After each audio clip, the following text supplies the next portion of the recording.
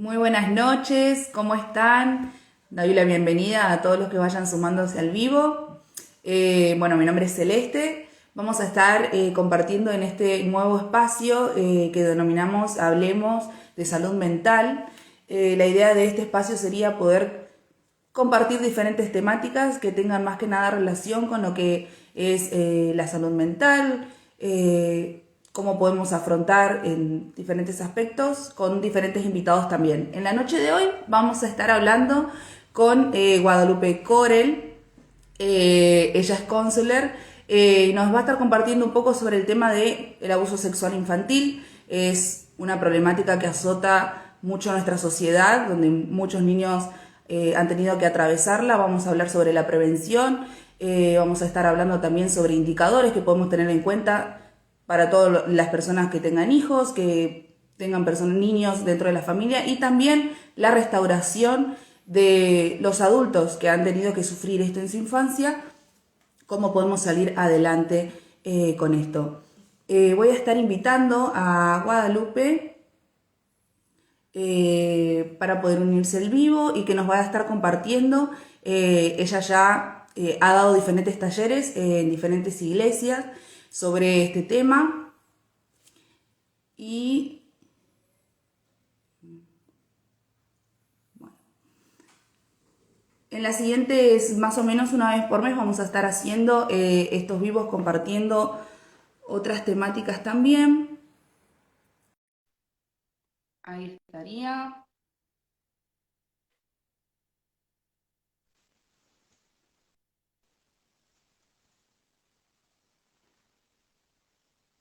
Ay, había hecho lío.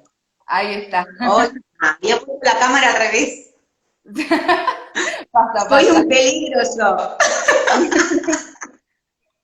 pasa. Soy un peligro con la tecnología. Acá el tecnológico es mi marido.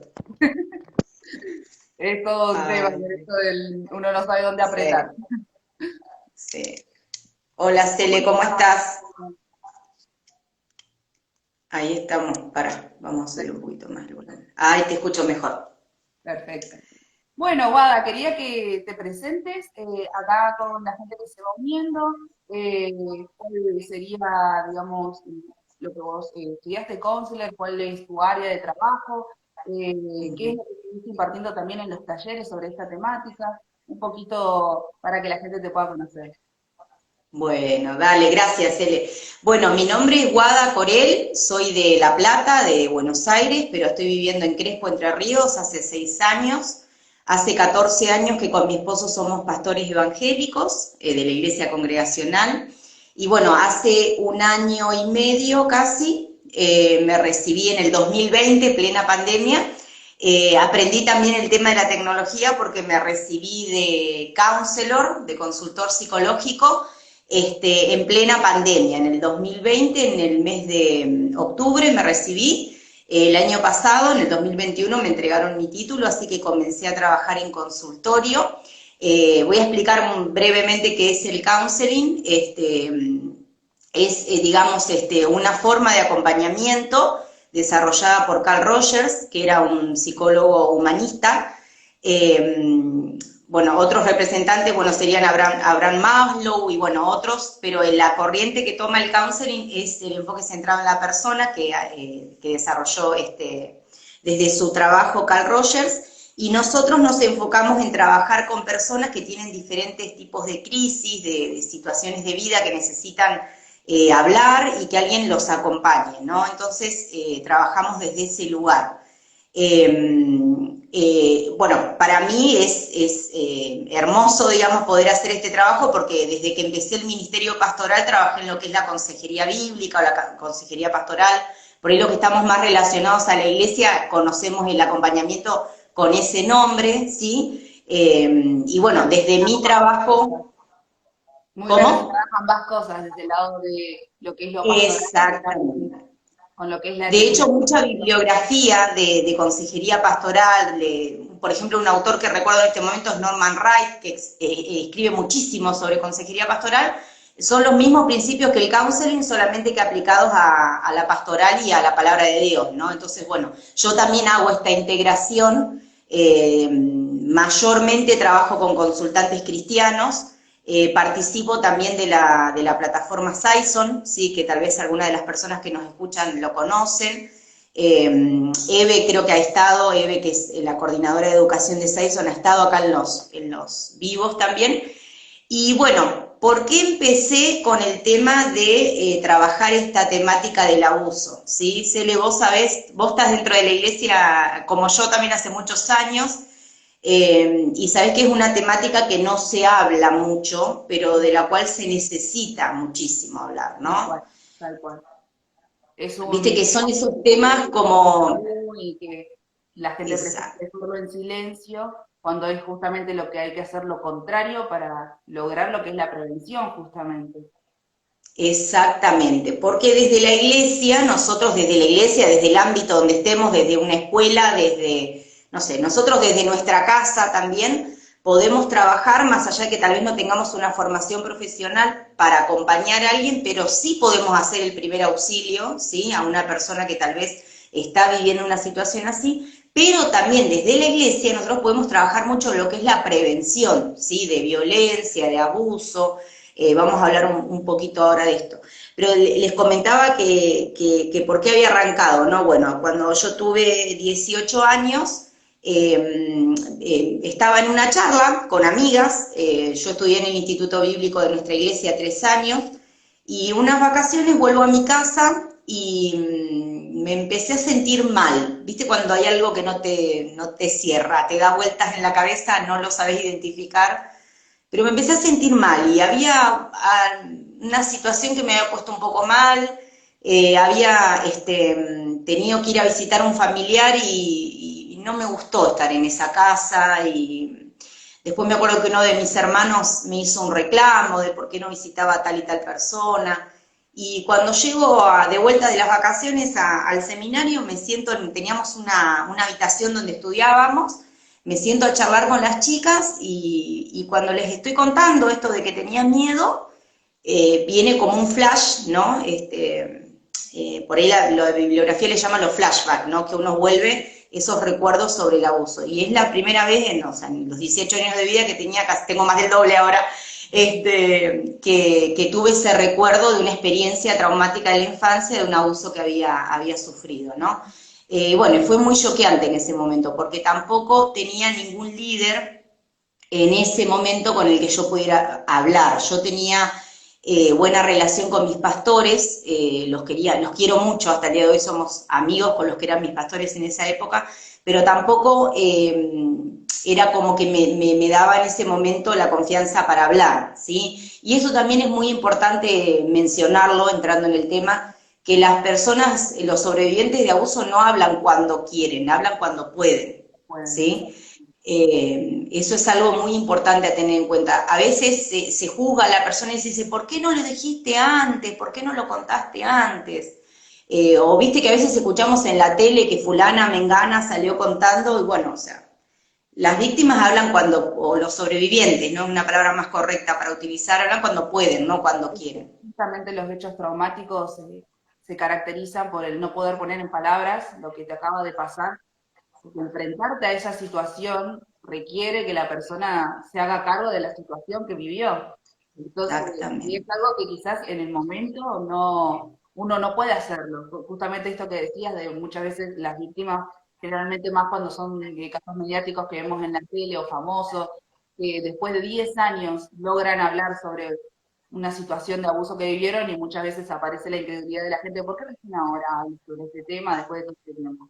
Pero es en realidad justamente eso, el hecho de enfrentarse a la situación significa reconocer, esto me pasó a mí, hacerse cargo de esa situación, y es muy duro, no es algo que uno de un día para el otro lleva un proceso también, y mucho más cuando Exactamente. no tenés un contexto en el que puedas sentir confianza de decirlo, cuando no tenés un apoyo, alguien que puedas comunicarte o que justamente sepas que es un tema tabú, entonces tengas miedo de sentirte excluido, de sentirte que no te van a comprender, es justamente Exacto. este proceso de revictimización.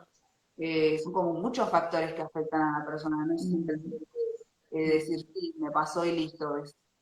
Es un contexto, bueno, vos justamente sabrás cómo, cómo puede afectar a una persona. Exactamente. Y también, ¿sabes qué? Esto de poder encontrar una mirada compasiva del otro lado, ¿viste? A mí me conmueven muchos relatos de Jesús, me conmueven profundamente, porque, viste que algo que vos ves, por qué la gente se le pegaba a Jesús, porque justamente cuando eran expuestos, ¿no? Me acuerdo, qué sé yo, de la mujer que la quisieron apedrear porque la encontraron en adulterio, la samaritana, o sea, Jesús siempre tenía una mirada de amor y de restauración hacia esas personas, no las miraba como diciendo, no te puedo creer lo que hiciste o lo que te pasó, digamos, sino que él las miraba como diciendo, che, dale, mirá que hay más, hay cosas buenas todavía por delante. Tal cual. Y creo que también por eso la fe nos ayuda tanto a sanar estas experiencias traumáticas, ¿no? Porque es en esa mirada de Dios, a través de la palabra y a través de otras personas, donde nosotros podemos encontrar ese abrazo que necesitamos para poder comenzar el proceso que es poner en palabras, ¿no? Cuando nosotros hablamos de abuso, es muy importante también explicar qué es el abuso, porque me ha pasado de acompañar personas donde por ahí te cuentan una situación, pero pero yo no, a mí no me pasó, le pasó peor a mi hermana o a mi hermano, ¿viste? Entonces como que no entienden que también ellos vivieron esa experiencia traumática, ¿viste? Por eso es importante explicarlo. Cuando nosotros hablamos de abuso sexual infantil, estamos hablando de un contacto con malicia, ¿sí? De un adulto que comprende lo que está haciendo hacia un niño que no comprende lo que es la sexualidad, ni está preparado, ni su cuerpo, ni su psiquis, digamos, su cabecita no comprende esa situación, pero sí el niño percibe, por lo general, que está mal lo que está pasando, ¿sí? Muchas veces los abusadores van a usar frases como, no, pero esto todos los papás, o todos los tíos, o todos los amigos hacen con sus amigos, porque los quieren, porque le están expresando cariño, y todas esas palabras también van construyendo una realidad en la cabeza del niño, donde, digamos, en cierta forma, no es que acepta, pero ve que tiene como una indefensión hacia ese ataque que está recibiendo. Por eso también muchas personas no pueden hablarlo cuando son niños, sino que lo pueden hablar recién cuando son adultos, ¿sí? Claro, Está estudiado que... manipulación de ¿Cómo? parte del adulto, de un contexto de mucha Exacto. manipulación de parte del adulto para lograr lo que es el silencio del niño. Exactamente, porque una de las características del abuso es el trauma, no solamente que puede ser en lo físico, sino en lo emocional, porque quebranta lo que es la confianza, ¿no? Por lo general los abusadores no son un señor que pasó por la calle. Está estadísticamente comprobado que el mayor porcentaje de abuso se da dentro de la familia, ¿sí? Se da en primera instancia, aunque no lo podamos creer, con los padres biológicos, el papá biológico. Hay casos de mujeres que son abusadoras también, pero son menores, siempre está más relacionado al varón como abusador, desde lo que se estudia hasta ahora, ¿no? Tal vez dentro de unos años, lamentablemente, cambien las cosas, ¿no? Para mal, no para bien. Después está lo que son los hermanos, los tíos, los primos, o sea, los familiares cercanos, y en tercera instancia recién personas que ocasionalmente tengan una relación con el niño, pero todo está relacionado a la confianza, ¿sí? Entonces es una violencia sobre la confianza y sobre, como esto que mencionabas vos, el tema de la manipulación hacia ese niño, porque justamente el abusador va a generar un ambiente donde el niño se calle, ¿no? Para no ser expuesto en lo que está haciendo, digamos, ¿no? Y todo este círculo de silencio es lo que muchas veces hace que el niño no pueda hablar en el momento y que también de adulto le cueste, digamos, contar esta situación. A mí me ha tocado acompañar mujeres grandes de varios años, que por ahí yo me conmuevo mucho cuando escucho la frase, es la primera vez que se lo voy a contar a alguien, ¿no? Porque vos decís, o sea, a veces de repente 60, 50 años, bueno, 50 años no está grande, digamos, pero 60, 70 años por ahí, porque está tu mamá y por eso digo que no, 50 años no es grande, pues me va a retar. Silvita, le mandamos un besito. Pero tiene que ver con esto de no poder ponerlo en palabras porque quedó sellado en la mente que eso no hay que contarlo. Sumado a la vergüenza que experimenta el niño, porque muchas veces el abusador le hace creer que él tiene la culpa, ¿no? Que él lo sedujo, o sea, cosa que un niño de... Ahí me pone carita, Silvia. Cosa que un niño de ninguna manera hace, ¿no? Algo que leía la Recuerdo... otra vez que me llamó la atención sobre un autor que decía cuál es la diferencia del abuso sexual infantil con el hecho, por ejemplo, de una violación. Es de que la violación se da en un contexto de violencia y generalmente de un episodio una única vez.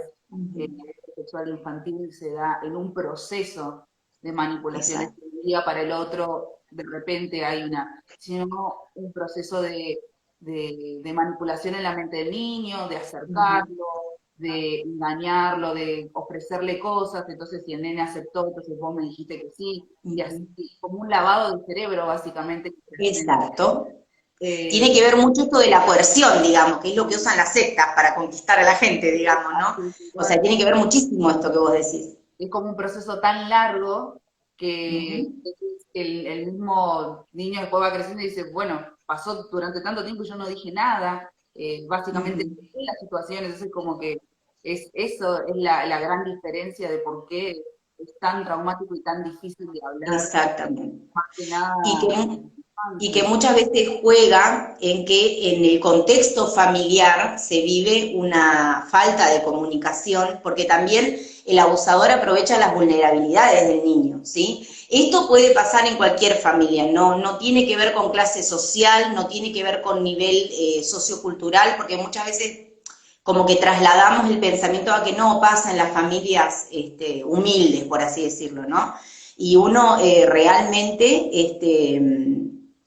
o sea, los estudios mismos comprueban y toda la bibliografía que hay, que es muy amplia desde lo cristiano y también desde lo secular, ¿no? Por así decirlo, usar esa palabra, que en cualquier contexto se pueden dar situaciones de abuso. De hecho, hay una película que se llama La Celebración, no sé si la viste, porque vos sos muy jovencita, mi amor.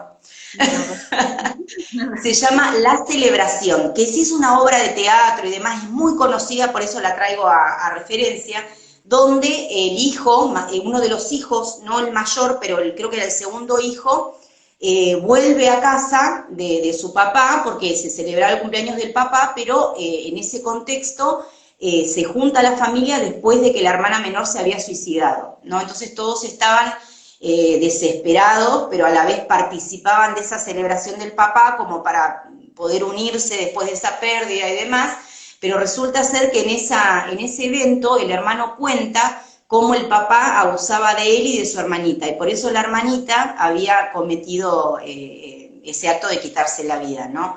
Entonces, y era una familia adinerada, era una familia importante, con muchos conocidos y demás. De hecho, también la película te muestra cómo la misma familia trata muchas veces de tapar. Y uno por ahí lo ve y dice, bueno, es una película, pero en muchas historias reales sucede lo mismo, ¿no? Hay como todo un contexto de silencio donde muchas veces se sabe, por ejemplo, que determinado familiar es abusador y no siempre las mamás tienen la capacidad de proteger a ese hijito, ¿sí? En mi caso particular, pude hablar en una oportunidad con mi mamá, pude hablar con mi papá, pero ya de muy grande, digamos, pero por ahí lo que yo percibí fue que en ese secreto familiar no se nos resguardó a los niños, digamos, ¿no? De la persona que ya se sabía bueno, que era un abusador, digamos, ¿no? Entonces, muchas veces sí sucede también que hay mamás que reaccionan a la situación de abuso que vivieron cuando ven expuestos a sus hijos. Cuando ven que sus hijos pueden correr por el mismo, digamos, la misma situación, corren peligro frente a la misma situación, es donde muchas veces ellas reconocen su situación de abuso y también, digamos, este querer cuidar al hijo despierta esas alarmas que tal vez, bueno, no tuvieron con ellas, ¿no? Que esta es una actitud resiliente de poder resguardar al otro para que no viva la misma situación, ¿no? Pero hay casos donde es como que se defiende por ahí el lugar de ese familiar, ¿no? En el caso de que pueda ser un papá, un abuelo, un tío, y no, pero ¿cómo vas a pensar que hace eso? ¿Sí? Hay muchos abusos dentro de la familia que ocurren, como decíamos, con el papá biológico, con hermanos, ¿sí? Entonces, yo recuerdo en una oportunidad que hablando con una persona me contó que le había contado a su mamá lo que le estaba pasando, ¿no? Y como que la mamá lo retó al familiar, pero no solucionamos nada con retarlo, ¿no? Y muchas veces esto de, no, pero no lo contés, vamos a que quede acá, esas cosas no se cuentan afuera. Entonces, por eso es tan importante, como hablábamos al principio, Cele, de poder hablar, ¿sí? De encontrar un contexto sano o una persona sana con la que poder hablar, ¿sí? Muchas veces vamos a necesitar la intervención de profesionales de la salud mental, como psicólogos, ¿sí? Bueno, los counselors que también acompañamos, el que tiene esa preparación, porque si no, digamos, tenemos preparación para atender a una persona que sufrió abuso, tampoco sería efectiva la ayuda, ¿sí? Porque hay varias cosas que hay que tener en cuenta. Esto lo quería contar antes y me olvidé, porque estoy tratando de hilar. A raíz de la experiencia que yo viví, me fui conectando con otras personas y en muchas consejerías salía el tema de, che, vos sabés que, bueno, no, salía el tema de haber vivido abuso. Entonces yo soy muy lectora, me encanta leer, entonces me empecé a preparar a través de los libros, a través de prédicas que escuchaba. Una persona que Dios usó mucho para ministrarme a mí fue Joyce Meyer, que es una pastora de Estados Unidos, que ella fue abusada desde la infancia hasta los 18 años por su papá, y ella cuenta todo el proceso de restauración que Dios hizo con ella. Hay un libro que se llama Belleza en ceniza, donde ella cuenta todo el proceso de restauración que Dios hizo con ella, y sobre todas las cosas yo le sumé mi fe al proceso de sanar, ¿no? Después hice capacitaciones con los pastores Sinali de acá de Argentina, ellos están en Chaco. El ministerio se llama Placeres Perfectos, ¿sí? Que es altamente recomendable para lo que es restauración, pero también para lo que es prevención. Ellos trabajan mucho en lo que es la infancia, ¿sí? Que ese es un punto muy importante. Nosotros como iglesia a veces no, o como personas individuales que tenemos contacto con niños, a veces no dimensionamos que nosotros podemos ser una herramienta para que ese niño tenga información, y la información es la mejor prevención, ¿no? Esto lo remarcan mucho los pastores Sinal. ¿Por qué? Porque un niño no puede poner en palabras muchas veces, por su edad, no porque tenga un problema de salud, sino por su edad, que pueda estar viviendo una situación así. Pero cuando hablamos de prevención, nosotros usamos un librito, lamento no haberlo traído, que se llama Cuentos que no son cuentos, donde hay una abuelita. Esto yo lo usé con mis hijas, lo usamos en la iglesia. Tengo planeado este año volver a hacer campaña porque realmente es muy efectivo, es algo muy sencillo de hacer. Consiste en que los nenes puedan tener este libro, es más, hasta podemos mandarlo de forma digital, ni siquiera necesitamos gastar el dinero en imprimir o lo que sea. Y este libro cuenta de una abuelita que les habla a los niños del autocuidado, ¿no? De que hay partes públicas, hay partes privadas, nadie puede tocar mis partes privadas ni hacerme cosquillitas, ¿sí? Lo expresa por ahí de esa manera. Y habla mucho esto del respeto al cuerpo, de respetar al otro, ¿sí? Y el último cuentito habla de el primo Ramón, ¿no? Que el primo Ramón era alguien que se metió en la casa, que nadie lo conocía, que apareció en un cumpleaños de la abuelita y demás, y que quiso mostrar sus partes privadas a los niños. Entonces ellos sabían que los secretos no son buenos, como les enseñó la abuelita, que lo tenían que contar un adulto. Entonces, bueno, como que el cuentito son varios cuentos que van relatando de cómo enseñarle al niño el autocuidado, Qué ¿sí? importante Porque una de... de poder hacerlo en el lenguaje del niño, justamente, Exacto. mediante lo que es la didáctica, porque como vos decís, los niños no tienen forma de poner en palabras si le está pasando alguna situación similar, o cómo saber identificar de que está por suceder. Entonces, poder hacerlo así, a través de cuentos, a través de este tipo de didáctica, es altamente efectivo. Muchos niños en este tipo de encuentros han logrado identificar situaciones y eso ayuda justamente a la familia a poder tomar medidas de esto. Y lo más importante es eso, es el informar al niño mediante este tipo de didácticas y el saber de que en caso que esté pasando, dejarle la puerta al niño para que te lo pueda comunicar también. Exactamente, ¿no? O sea, armar, digamos, un espacio confiable para que en el caso de que sea necesario pueda hablar, ¿no?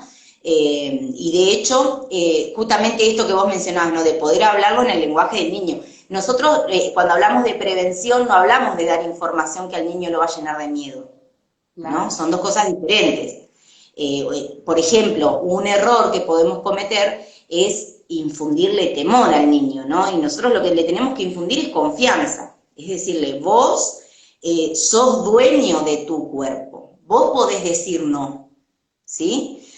Obviamente que hay situaciones referidas al abuso que tienen que ver con situaciones violentas, donde obviamente el niño no se puede defender, pero cuando nosotros le enseñamos y le ayudamos a desarrollar esto de la autovaloración, de cuidarme a mí mismo, de que yo soy importante, ¿no? Y cuántas cosas que nos enseña la palabra de Dios y nosotros le transmitimos a los niños en los trabajos que podemos hacer en las escuelas bíblicas y demás, ¿no?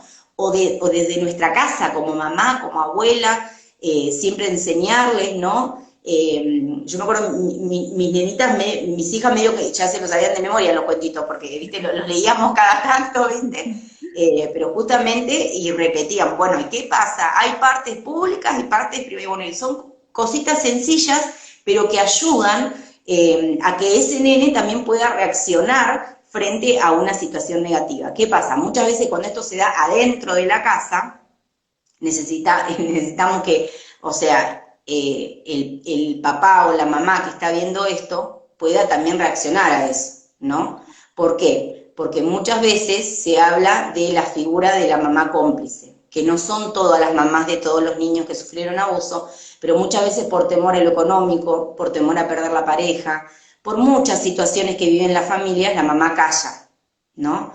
Entonces es importante esto también. Tal vez nosotros desde afuera lo detectamos como docentes, como mamá, papá de un compañerito, lo que sea, pero hay forma de intervenir, ¿sí? Nosotros acá en Entre Ríos, no sé cómo serán otras provincias, pero por ejemplo, acá en Entre Ríos tenemos en la mayoría de las ciudades y las localidades, tenemos el área de la niñez, ¿sí? Niñez y adolescencia. Entonces yo, como particular, si percibo una situación, o por lo menos sospecho, puedo dirigirme de forma anónima, ni siquiera yo tengo que dar mi nombre, y ese área interviene sobre esa familia, ¿sí? Yo no digo que el sistema sea perfecto, porque también acompaño a mamás que están luchando para que se haga justicia sobre las situaciones que vivieron sus hijitos, pero sí tenemos herramientas, ¿sí? Cuando nosotros hablamos de este tema, muchas veces ya nombrarlo, viste, Cele, que nos da tristeza. Pero nosotros tenemos que saber que nos podemos parar en la esperanza, ¿sí? Y podemos construir esperanza para otras personas, ¿sí? A través de simplemente escuchar a alguien o tocar estos temas como estamos haciendo vos y yo, estamos abriendo la puerta de la esperanza, Tal cual, ¿sí? no quedarnos por ahí Nosotras, en la impotencia o en ese sentimiento de triste lo que está pasando, que es feo que exista eso. Sí, pero es una realidad también. Entonces, de acá, exacto, ¿qué podemos hacer para ayudar a alguien que esté pasando por esta situación? ¿Qué herramientas puedo utilizar? ¿Cómo puedo accionar? ¿A dónde puedo ir? Creo que eso es mucho más productivo que simplemente quedarnos con la sensación de tristeza, de que exista esto, reconocer de que es una situación real. Bueno, y a partir de ahora, ¿qué puedo hacer con esta información? exacto, Quería exacto. decirles a los que estén participando que cualquier pregunta que tengan sobre la Ujú. temática la pueden ir escribiendo ahí en el chat. Al final, cerca del final, vamos a estar respondiendo alguna de ellas. Así que cualquier pregunta que les vaya surgiendo a medida de lo que vayamos hablando, las dejan ahí en el chat. Sí, exacto, eso es re importante también, porque por ahí nosotras como armamos un poquito la charla, pero tal vez no hay cositas que van quedando en el tintero, ¿no? Pero hablábamos de esto, de que todos podemos prevenir, ¿sí? Todos podemos trabajar en prevención, no necesitamos tener un cargo adentro de una iglesia, de una escuela bíblica, de, no sé, un título de psicólogo o de docente, todos podemos hacer prevención, ¿sí? Y esto también tiene que ver con lo que Jesús nos enseñó de amar al prójimo, ¿no? O sea, de estar atento también a lo que le pasa a los demás. A veces uno dice, bueno, mi familia está bien, yo estoy bien. Bueno, pero estamos para afectar para bien el entorno, ¿no? Entonces, de repente, nosotros también, tal vez Dios pueda usarnos para colaborar con alguien. Esto hablando en cuanto a la prevención, pero en cuanto al acompañamiento también, ¿sí? Si bien, como yo mencionaba, es muy importante tener herramientas, ¿sí?, concretas para acompañar a alguien. De esto vamos a hablar bien específico del proceso de restauración el martes, que arreglamos con Cele de poder hablarlo, pero sí, a veces, aunque yo no tenga todas las herramientas, sentarme y permitir que el otro hable y cuente su dolor, cuente su relato de dolor, y aprender a cerrar la boca, ¿sí? Y no reproducirlo delante de otras personas. Tenemos un problemita a veces los cristianos, viste, Cele, que decimos, ah, no, yo lo conté para que oren. Bueno, mi amor, orá vos solo que el Señor te va a escuchar igual, ¿sabes? Así es, tal cual. Este, Y si esa porque, persona genera un espacio de confianza, mantenerlo, justamente, porque como veníamos hablando, es una situación extremadamente dolorosa para la persona que lo sufre, difícil de comunicar. Entonces, si de repente hay alguien en nuestro entorno que nos regala su confianza y nos da este espacio, prestar ese oído y que quede ahí solo el oído, no la boca para seguir reproduciendo. Y aparte, claro, también muchas veces pasa que la persona se siente por ahí que no sabe qué decir. Y a veces ujú, metemos la pata por querer rellenar un silencio que quizás la persona solamente quiere que la escuchen.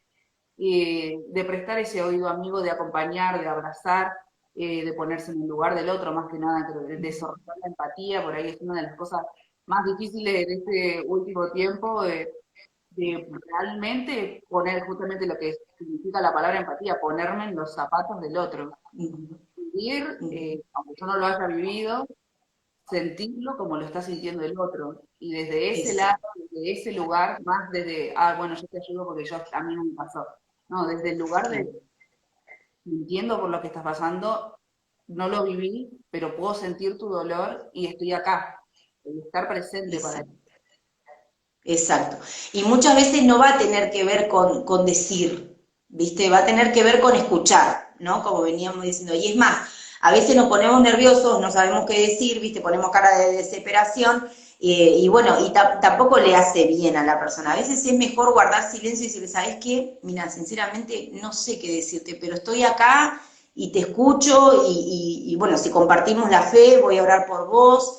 Busquemos juntos quién te puede ayudar, busquemos un profesional que te ayude, busquemos, no sé, un pastor o una pastora que te ayude, que te acompañe, ¿sí? Y es muy importante tener en cuenta esto de la capacitación, porque hay determinadas cosas que hay que tener en cuenta cuando estamos acompañando a alguien, ¿no? Ujú. La persona se siente muy humillada, se siente con mucha vergüenza, muchas veces siente culpa, por qué no hice nada? Y si del otro lado recibe todas esas respuestas, imagínate que va a quedar por el piso, digamos, ¿no? Es como que, ¿y por qué no le dijiste? ¿Por qué no hiciste? ¿Por qué no contaste? ¿Viste? O sea, ¿por qué no pudo? Es así de sencillo, porque no pudo, porque hizo lo que pudo. Todos hacemos lo que podemos con lo que tenemos, digamos, ¿no? Y tal vez el único espacio que encontró fue ese de tu amistad, o fue ese de una charla de compañeros, de trabajo, de estudio, de lo que sea, ¿no? Mucho más cuando estás hablando con una autoridad pastoral, ¿no? O sea, hay un montón de situaciones que yo hablo con las personas que no me siento y se las cuento a mi esposo, digamos. O sea, a no ser que él tenga que intervenir, yo como pastora guardo el secreto también de profesional, por así decirlo, ¿no? Y mi esposo hace exactamente lo mismo. Porque muchas personas han sido revictimizadas, como usabas vos hoy este término, ¿no? Justamente porque se difundió lo que contaron, ¿no? O a veces determinada persona, o sea, habló y se la terminó usando como ejemplo y no, o sea, no va por ahí la cosa. Yo siempre digo, si nosotros cuando tenemos la intención de acompañar a alguien, pero no nos podemos callar la boca, dediquémonos a otra cosa, ¿sí? Trabajemos en otra área.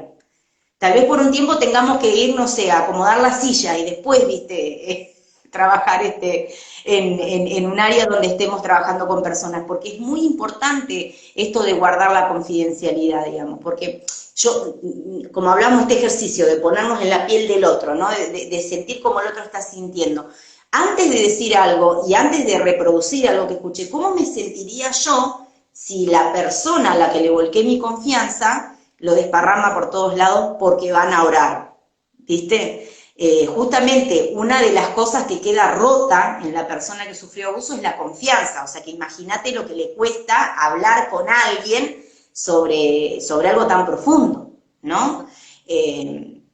Entonces, es esto de callarme, obviamente que si estamos hablando de un niño o un adolescente que está viviendo violencia en su casa, que está viviendo abuso en el momento, sí tenemos que intervenir y como yo decía hoy, buscar el área de la niñez, buscar la entidad gubernamental en tu ciudad, lo que sea, acá en Entre Ríos se llama COPNAF, no sé cómo se llamará en otras provincias, sí tenemos que denunciar. Pero si estamos hablando de un adulto, ¿sí?, que nos cuenta una experiencia del pasado, ahí necesitamos guardar esa confidencialidad, ¿sí? Porque esa persona pudo abrir su corazón, contar su dolor y no horrorizarnos con lo que vamos a escuchar, ¿sí? A veces hay relatos que, viste, que realmente te revuelven el estómago y vos decís, ¿por qué esta persona tuvo que vivir esto? Pero no horrorizarnos, tratar de no desesperarnos, de no, a veces uno tiene el impulso de decir, vamos a buscarlo y le pegamos entre los dos, ¿viste? Pero, o sea, no solucionamos nada con eso, ¿sí? La persona no necesita ir a vengarse, necesita desagotar el nivel de dolor que tiene a través de esa experiencia, ¿sí? Claro, el de entender también que el otro está pasando por un proceso muy doloroso. Justamente Ujú, es mucho, como vos decías, se da también en un contexto familiar. La persona que me tenía que cuidar me ujú, hizo este daño. O la persona en la que por ahí mis padres confiaron para que me cuide, me hizo este daño. Entonces, como que, ujú. justamente, entonces, ¿cómo voy a hacer para confiar si la persona en la que más tenía que confiar fue la que me terminó haciendo esto? Entonces, Exacto. uno de las cosas más difíciles por ahí es el tema de reconstruir la confianza en la persona, la Ujú. autoestima, la confianza en las relaciones, como todas esas áreas como que en un sentido se sienten movilizadas por lo que pasó. Exacto, Lo que te quería preguntar, exacto. ¿qué cosas podemos Sí. hacer eh, para las personas que quizás han pasado por esto o los que quisieran por ahí compartirlo con alguien que sepa que lo necesita? ¿Qué cosas cómo puedo accionar yo para la reconstrucción de mi confianza, de la confianza de los demás? Más o menos sobre ese lado del Bueno, proceso. mira, hay un salmo, que es el Salmo 147, versículo 3, que para mí fue como muy fundamental, digamos, en el proceso de recuperación, ¿no? Este salmo dice que el Señor sana a los que tienen el corazón quebrantado y les venda las heridas, ¿no? En una oportunidad me acuerdo que Dios me mostró esto, ¿no? Que sino que nos acompaña en ese proceso de sanar, ¿sí? Se cortó un poquito, me parece, ¿no? Un poquito. Eh, bueno, Dios no solamente nos sana, sino que nos acompaña en ese proceso de sanar, porque dice que Él venda las heridas. Vos para vendarle las heridas a alguien te tenés que tomar tiempo, le tenés que limpiar, tenés que ponerle la venda, ¿sí? Tenés que estar ahí al pendiente, al otro día tenés que volver a limpiarle y así. Y ese es el proceso de acompañamiento que hace Dios a través de la oración, de la palabra, de literatura referida al tema, que nosotros podamos leer de otras personas que nos acompañen también. Y yo creo que lo fundamental, ¿sí?, es que nosotros podamos entender que Dios no nos diseñó para que nosotros vivamos esta experiencia, ¿no? O sea, esta experiencia traumática tiene que ver con un evento que Dios no había planeado. Por lo tanto, esa experiencia traumática llenó nuestra cabeza de mentiras, ¿sí? Llenó nuestra cabeza de cosas que no son. Muchas veces esa mentira va a tener que ver con no sirvo para nada, soy un objeto, los demás me usan, no puedo establecer límites, la gente hace lo que quiere conmigo, no puedo decir que no, porque me preguntan, ¿podés hacer tal cosa? Y estás reocupada y terminás diciendo que sí, aunque no, porque no podés ponerle límite al otro, ¿sí? Muchas veces eso va a tener que ver con necesito que me quieran porque me siento mal, me siento solo, me siento triste, entonces accedo a todo lo que el mundo quiere sin importarme a mí, sin cuidarme a mí. Entonces, volviendo a este concepto del cuidado de Dios hacia el que está quebrantado, tenemos que entender que Dios nos diseñó para otra cosa, ¿sí? Dios nos diseñó para otras experiencias. Entonces, lo primero que tenemos que hacer, como dijimos, es hablar. Pero lo segundo también es empezar a arrancar esas mentiras que vienen en nuestra cabeza. Porque muchas veces vamos a estar años creyendo que nosotros provocamos el abuso. Y es mentira.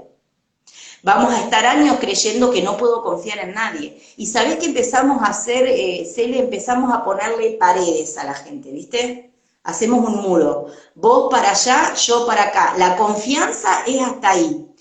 Y no profundizo en la confianza. Y esto se ve mucho en el matrimonio. Cuando una de las personas del matrimonio fue abusado, los dos, que es muy probable que suceda, porque el abuso no solamente es de las mujeres, hay muchos varones que también sufrieron abuso y hay que saber acompañarlos también. Empezamos a aislarnos, entonces yo te quiero mucho, todo lo que vos quieras, pero yo me cuido, me resguardo mi corazón de vos. Y esto nos puede pasar con amigas, nos puede pasar con personas que en nuestro trabajo tal vez que nos quieren bien, que nos bendicen, que quieren que estemos bien, pero nosotros terminamos viendo a los demás siempre como enemigos. Porque esa confianza hacia el otro fue violentada, ¿sí? Entonces yo necesito empezar a ver, o sea, sin dejar que cada uno haga lo que quiera, todo lo contrario, empezar a ver a la otra persona no como un enemigo, sino como un aliado en este proceso de sanar. Porque nosotros nos lastimamos en relación con otras personas, pero también nos sanamos en relación con otras personas. Exacto. Si nosotras dos, yo tal vez te cuento la experiencia y vos me mirás con una mirada sincera, de afecto, si de repente vos me tratás bien a pesar de que sabés mi secreto horrible de lo que viví, si vos como amiga o como terapeuta o como lo que sea, digamos, me mirás con una mirada de respeto, yo puedo empezar a reconstruirme también a través de lo que recibo de vos. ¿Sí? Por eso yo decía que es tan importante esto del acompañamiento y demostrarle al otro que es valioso más allá de lo que vivió, ¿sí? Que ese abuso es verdad que es una marca, ¿sí? Nosotros no podemos mentir. Yo no voy a decir que yo me olvidé porque es mentira. Yo me acuerdo, hay muchas situaciones que disparan esos recuerdos. Pero cuando yo entiendo que yo estoy por sobre esa situación, es donde puedo empezar a verme con mucho más valor, a entender que Dios me hizo con otro valor y que Dios me creó con un propósito. Yo estoy acá respirando porque tengo que hacer algo, ¿sí? Porque tengo una tarea para cumplir. Y entonces empiezo a modificar esas mentiras que me dejó la situación de abuso, ¿sí? Un aspecto muy importante es esto de dejar de sentirse objeto. Porque el abusador utiliza al niño como un objeto. Esto también puede suceder en relaciones matrimoniales donde uno de los dos usa al otro como objeto.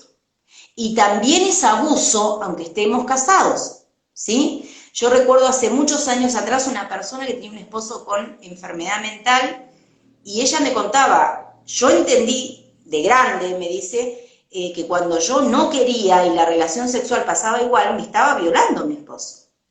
Y te conmueve el corazón escuchar algo así. Pero hay que ponerle nombre y apellido a las cosas que pasan para que las podamos sanar. Y esto no pasa afuera de las paredes de la iglesia, pasa dentro de la iglesia también.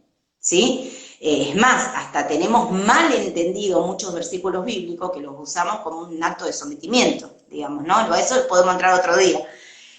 Pero también tenemos que tener en cuenta que en muchas relaciones matrimoniales se está viviendo situaciones de abuso, ¿sí? Entonces, también ahí es donde la persona tiene que pedir ayuda, aunque le dé mucha vergüenza lo que está viviendo, tiene que pedir ayuda y tiene que buscar la forma de correrse de esa situación, ¿sí? Porque nosotros no nacimos, ni Dios nos creó para vivir esa violencia, ¿sí? Dios nos creó para otra cosa. Dios nos creó para que podamos disfrutar de una amistad, de una relación de pareja, que podamos disfrutar de nuestros hijos. Entonces, esas experiencias traumáticas van dejando un molde en nuestra cabeza que nosotros tenemos que empezar a cambiarlo, ¿sí? Y lo primero es hablar.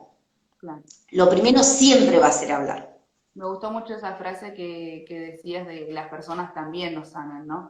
Es importante que ojalá nosotros también podamos ser de ese tipo de personas que puedan ayudar a sanar a otros. Unas Ujú. preguntas que me habían pasado Dale. tenía que ver sobre qué indicadores, o sea, yo puedo ver de que quizás algún niño de mi contexto esté sufriendo este abuso, qué síntomas, por decirlo de alguna manera, yo puedo identificar en el otro. Ujú. Bueno, con esto hay que tener mucho cuidado, ¿sí? Porque hay indicadores que son generales Ujú, y hay indicadores que son muy específicos, digamos, ¿no? sí. A ver, hablando de muy específico, que el niño, por ejemplo, manifieste un dolor en la zona genital o anal, ¿no? O sea, vamos a ser explícitos con lo que explicamos. Vamos a decir las cosas con todas las palabras, ¿no?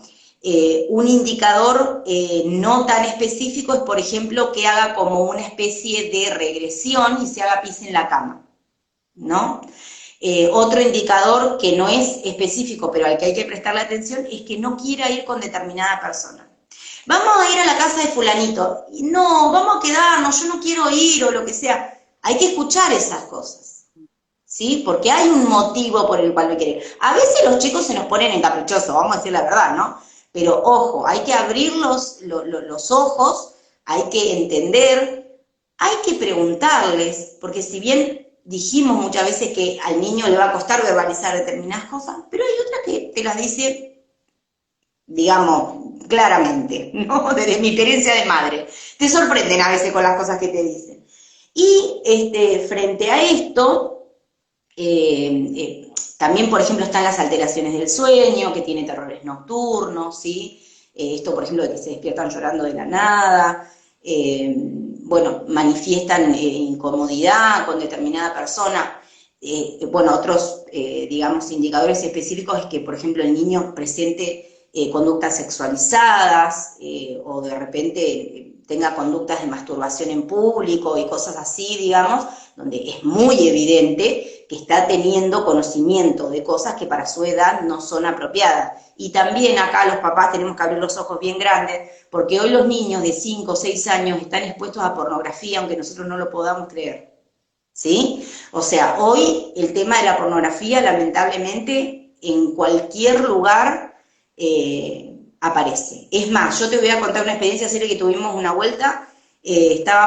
Una de las nenas estaba mirando un dibujito que eran muñequitos, ¿viste? Que cuando hacen como que charlan los muñequitos, y en un momento, ¿viste cómo decís? No, yo estoy mal del oído. Escucho que el muñequito de plástico, le dice al otro, ¡ay, estás mirando pornografía! Yo dije, ¿qué?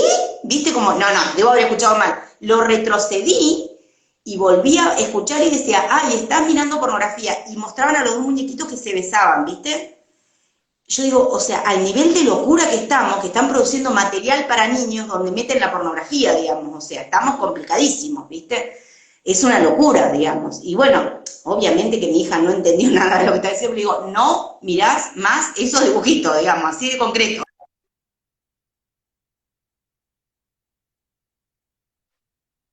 Ahí se cortó un poquito. ¿Quieres saber de ¿Viste? Después, bueno, tal canal de YouTube no se mira más, ¿viste? Porque hasta en esas cosas está apareciendo, ni hablar del tema de los teléfonos celulares, los chicos en la escuela y demás, ¿no? Entonces también prestar atención a qué es lo que está pasando. Y nunca está de más, si vemos una situación así en nuestra familia, hacer una consulta con una psicóloga que trabaje con niños, porque ellos tienen determinados mecanismos para identificar cosas que de afuera no vemos. ¿No? Entonces nunca está de más, digamos. Nunca invadir al niño con preguntas que le hagan de repente, digamos, generar todo un temor, sino que, bueno, con tranquilidad hablar, preguntarle. Yo sé que cuando estamos hablando de una situación de abuso no vamos a estar tranquilos, pero sí entender que tenemos que cuidar ese corazoncito también, ¿no? Porque a veces nuestra reacción profundiza el dolor de lo que el niño está viviendo. y bueno, como ya nos estamos acercando al final, bueno, quiero saludar un poco Uh a -huh.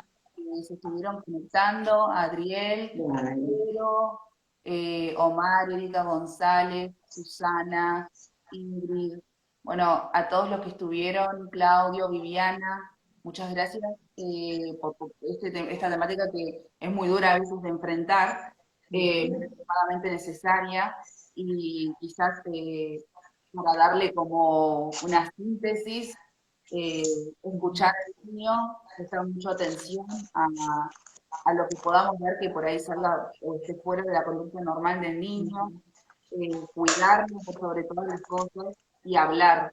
Eh, Exacto. lo primordial es hablar sobre el tema, hablar con los niños y no presentarlo como un tema tabú, sino decir las cosas por su nombre, como vos decías, esto es así, y listo. Y tratar de justamente siempre mantener un contexto de confianza y de comunicación en la familia.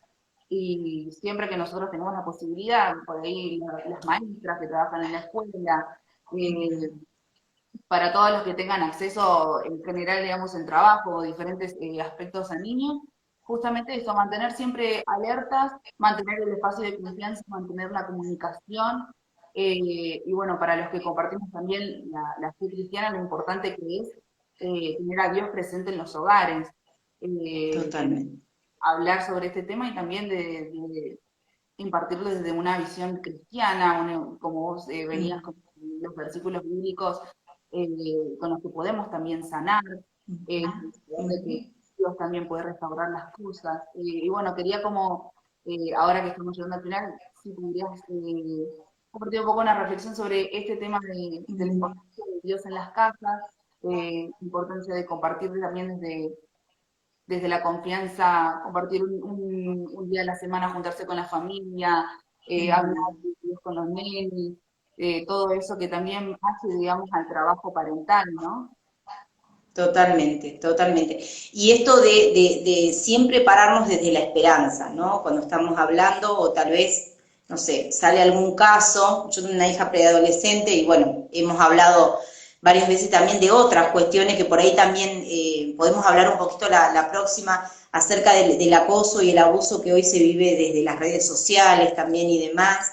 Pero también esto yo creo que es clave, Cele, lo que vos mencionaste, esto de tener presente a Dios, pero también estar presente como papás, ¿no? O sea, de tener siempre la orejita abierta.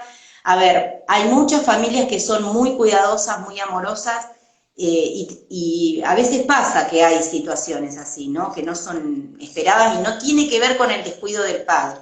No siempre es, o sea, hay situaciones de vulnerabilidad donde sí, pero hay otras donde no. Por eso los papás tienen que sacarse la mochila esta de la culpa muchas veces cuando hay una situación de este tipo, ¿no? Pero si uno tiene el oído abierto como papá, yo creo que está mucho más cercana a la oportunidad de que el niño pueda hablar o el adolescente pueda hablar. Yo conozco casos de adolescentes donde lo pudieron contar y está establecido que la recuperación es mucho más efectiva cuando se empieza el proceso de recuperación cuando pasó poco tiempo del abuso, ¿no? A veces es más difícil cuando nos tocó de grandes, ¿no? Enterarnos, por así decirlo, de esto. Y yo quisiera, antes de que terminemos, leer una declaración de esperanza que está en uno de los libros de los pastores Sinali, que para mí fue muy significativo, porque como mencionábamos también, ¿no? Esto es un tema que trae mucho dolor. Me ha pasado de dar cursos y hay personas que no participan a la segundo encuentro porque no toleran el tema y tiene que ver con ese nivel de dolor, ¿no? Y que también uno tiene que muchas veces hacer este trabajo de decir, bueno, me voy a encontrar con el dolor y lo voy a sanar, que muchas veces no es fácil, ¿sí? A veces evadimos un poquito el tema y ni siquiera queremos escucharlo, ¿no? Pero necesitamos encontrarnos con ese dolor y poder sanarlo porque el abuso afecta, vamos a verlo bien en específico la semana que viene, el martes, pero afecta a muchas áreas de la vida, ¿no? Habíamos hablado de esto, de lo relacional y demás, y esta declaración de esperanza dice así, Cele: creo que mi vida tiene un propósito glorioso. Creo que Dios tiene el poder para transformar mi pasado y bendecir mi futuro. Creo que Él puede convertir lo malo que he vivido en crecimiento y superación. Activo todas las bendiciones espirituales con las que he sido bendecido en Cristo. Profetizo que cada promesa de Dios se cumplirá en mí. Desato todos los recursos que necesito para cumplir con la misión de mi vida. Mi victoria es inevitable. Soy portador de la unción de Dios. Confieso que mis pensamientos se centrarán en todo lo que es verdadero, en todo lo honesto, en todo lo puro, en todo lo amable, en todo lo de buen nombre, en todo lo que tenga virtud y sea digno de alabanza. Declaro que el Espíritu Santo está en mí. Proclamo que Dios me bendecirá según la promesa de Isaías 61 que dice, por haber sido tan grande su humillación y no haberles tocado más que insultos, su suerte se restablecerá. Recibirán el doble de todo y nunca se terminará su felicidad. Acepto cada decreto de bendición de Dios. Ordeno al mundo espiritual que se me devuelva todo lo que se me ha quitado y según las promesas bíblicas, se agrega a mi vida mayor bendición, prosperidad y toda clase de bien a causa de la injusticia que he padecido. Me preparo para caminar con seguridad y alegría. Elijo una actitud de fe. Elijo el amor, el perdón, la bondad y la paz. Acepto el amor de Dios y el cuidado que Él tiene sobre mí. Acepto que Dios me sana, me restaura y me restituye todo lo que me fue robado. Amén. Amén. Así que con estas palabras tan preciosas quería cerrar este encuentro porque más allá de la experiencia dolorosa, más allá de todo lo que nos fue robado en ese evento o esos eventos o esos años de nuestra vida, Dios sigue teniendo promesas para nosotros y Dios puede sanar el dolor que hay en nuestro corazón, ¿sí? No hemos mencionado el perdón porque vamos a hablar específicamente la semana que viene acerca de esto. Los cristianos siempre apuramos a la gente a perdonar, ¿no? Y a veces hay que tener un poquito de entendimiento de que el perdón es un proceso y necesitamos elaborarlo con la ayuda de Dios, ¿no? Pero recordemos que Él es el que se sienta a nuestro lado, sana nuestro corazón roto y venda nuestras heridas. Se toma el tiempo para curarnos, ¿sí? Acá Patricia comenta, hermoso tema, nos sirve para aprender y sobre todo lograr prevenir, cuidarnos y proteger a nuestros niños. Bueno, como me gustó mucho eso de que decías pararnos desde la esperanza. Más allá de que hayas pasado o no por una situación similar a la que describíamos, pararnos desde la esperanza. En Dios justamente está la esperanza de nuestra restauración, también con siempre teniendo en cuenta el acompañamiento que podemos encontrar de profesionales que muchas veces son puestos justamente por Dios para ayudarnos Exactamente. a solucionar. Siempre estar atentos, confianza y comunicación con los niños para la solución. Bueno, los invito entonces el martes, vamos a estar compartiendo a la misma hora, 20-30 horas, la segunda parte de lo que significa estos encuentros sobre la temática del abuso sexual infantil, ya hablando un poco más sobre lo que veníamos diciendo, el perdón, restauración, una vez que una persona logra identificar que ha vivido esta situación, ¿qué podemos hacer de acá en adelante? Que no se quede solamente en el dolor, sino en también poder llegar a sanar. Así que bueno, muchísimas gracias, Guada, Bueno, gracias. por este espacio, gracias a todos los que se conectaron. Los esperamos entonces el martes a las 20:30 para la continuación de este encuentro. Dios lo bendiga muchísimo. Un abrazo. Chau, chau.